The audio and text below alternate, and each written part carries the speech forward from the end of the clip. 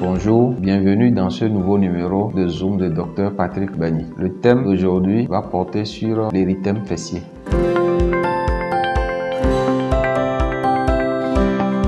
L'érythème fessier, c'est une rougeur que nous avons au niveau des fesses de l'enfant ou bien au niveau de la partie génitale. Donc c'est les fesses rouges entre guillemets.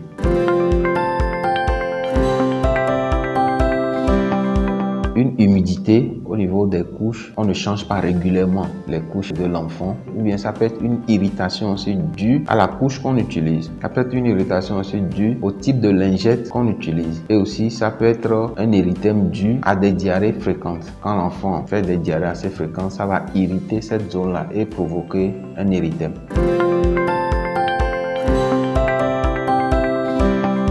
C'est d'éviter des lingettes parfumées. Dès que l'enfant fait ses selles ou bien urine, on nettoie d'abord à l'eau proprement et on assèche la zone là. On utilise une couche assez absorbante, une couche qui contient assez de coton, pas une couche qui va irriter.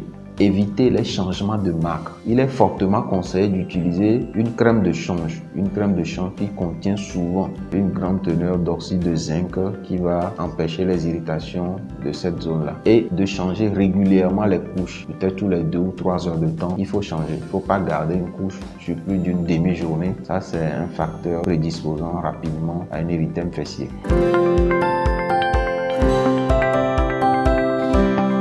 L'érythème fessier peut se surinfecter.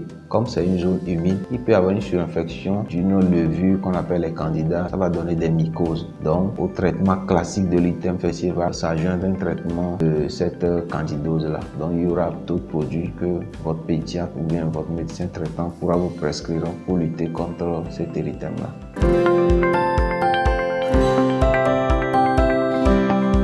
Donc les fesses rouges, si je me résume en général, il faut vraiment veiller à l'entretien de cette zone-là. Parce qu'un érythème qui perdure, l'enfant a un inconfort, l'enfant ne dort pas, l'enfant est agité, les nuits ne seront pas bonnes, ça peut se surinfecter et conduire même à un passage de ces germes-là dans la filière génitale et urinaire de l'enfant et donner d'autres complications à type d'infection urinaire. Merci et à très bientôt. Merci de nous avoir suivis. Si vous avez aimé cette vidéo, partagez-la, laissez vos avis en commentaire et surtout, n'oubliez pas de vous abonner à la page. Merci.